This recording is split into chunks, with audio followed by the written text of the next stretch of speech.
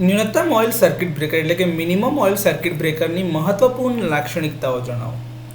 તો મહત્વપૂર્ણ લાક્ષણિકતાઓમાં સૌથી પહેલાં તો સમન માટે ઓછામાં ઓછી માત્રામાં ઓઇલ વપરાય છે, એટલે કે આર્ક ક્વન્ચિંગ માટે ઓછી વેલ્યુમાં ઓઇલની જરૂર પડે છે, એટલે કે ક્વોન્ટિટી ઓછી જોઈએ છે.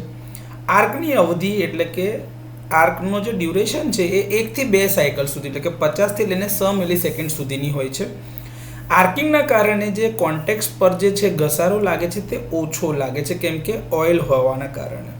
ક્વિન્ચિંગ મીડિયમની કોઈ ખોટ રહેતી નથી અને ક્વિન્ચિંગ ચેમ્બર એટલે કે જેમાં આર્ક ઓલવાય છે તે અને એનું જે ઓપરેટિંગ મિકેનિઝમ છે બંને એકબીજાથી અલગ હોય છે.